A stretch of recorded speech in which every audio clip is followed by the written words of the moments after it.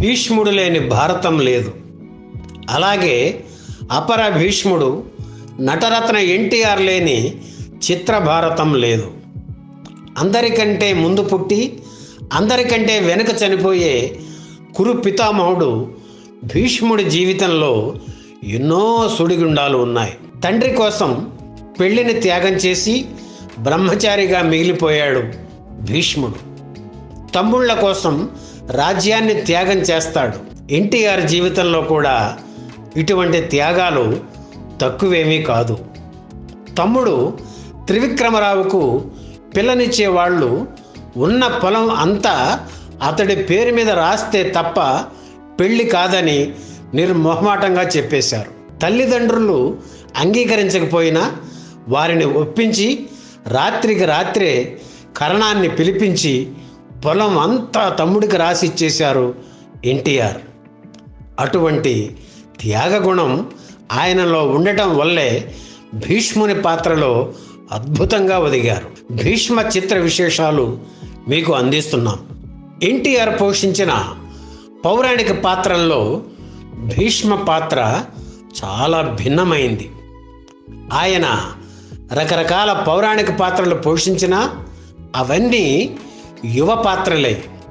కానీ భీష్ముడు 100 ఏళ్లు దాటిన వృద్ధుడు.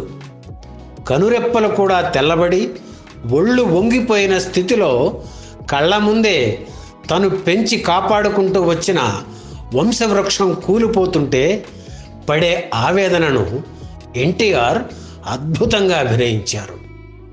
చిన్న వయసులో కురువంశ పితామహుడి పాత్ర పోషించడం అంత తేలికైన విషయం కాదు. అయినా ఛాలెంజ్గా తీసుకొని అనుభవాలతో పండిపోయిన వృద్ధుడిగా అనితర సాధ్యమైన రీతిలో నటించారు ఎన్టీఆర్. ఏఎన్ఆర్ తొలి కాంబినేషన్లో పల్లెటూరి పిల్ల చిత్రాన్ని నిర్మించిన బిఏ సుబ్బారావు భీష్మ చిత్రంలో కూడా వీరిద్దరినీ కలపాలని అనుకున్నారు. శ్రీకృష్ణునిగా ఈ చిత్రంలో అతిథి పాత్ర పోషించడానికి మొదట అక్కినేని అంగీకరించారు. అయితే ఆ తర్వాత కథాపరంగా జరిగిన మార్పుల్లో శ్రీకృష్ణ పాత్ర పరిధి పెరిగింది. ఆ పాత్ర కోసం ఎక్కువ డేట్స్ కేటాయించలేని పరిస్థితి అక్కినేనిది. దాంతో ఆ పాత్రకు వేరే నటుడిని వెతుక్కోవాల్సి వచ్చింది. శోభన్ బాబుకు గెటప్ వేసి స్టిల్స్ తీయించారు. దర్శకుడు సుబ్బారావుకు నచ్చకపోవడంతో శోభన్ బాబు ఆ పాత్ర మిస్ అయింది. ఎన్టీఆర్ సలహాపై హరనాథ్ను శ్రీకృష్ణ పాత్రకు ఎన్నుకున్నారు. అర్జునుడిగా శోభన్ బాబును తీసుకున్నారు. అలాగే దుర్యోధనుడి పాత్ర ధూళిపాలతో, నారదుడి పాత్ర రేలంగితో వేయించారు. ఈ చిత్రంలో కాశీరాజుగా కాంతారావు, అంబగా అంజలీదేవి, కుంతిగా జి వరలక్ష్మి నటించారు. భీష్మ చిత్ర నిర్మాణానికి 1.5 ఏళ్ల సమయం పట్టింది.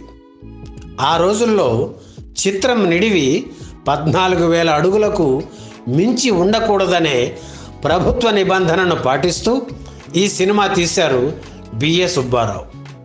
దీనివల్ల శోభన్ బాబు మీద తీసిన కొన్ని సన్నివేశాలు, ఒక దండకం ఎడిటింగ్ రూమ్లో కత్తెరకు బలి అయ్యాయి. 1962 ఏప్రిల్ 19న విడుదల అయిన భీష్మ చిత్రం ఘన విజయం సాధించి ఎన్టీఆర్ కెరియర్లో ఓ మైలురాయిగా నిలిచింది.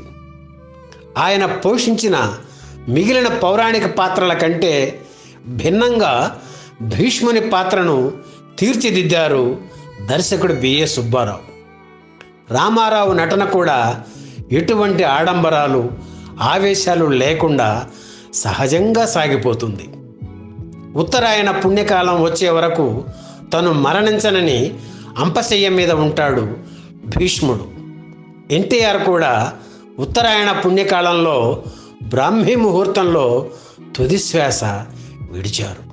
ఈ వీడియో మీకు నచ్చితే లైక్ చేయండి, షేర్ చేయండి, వెంటనే సబ్స్క్రైబ్ కూడా చేయండి.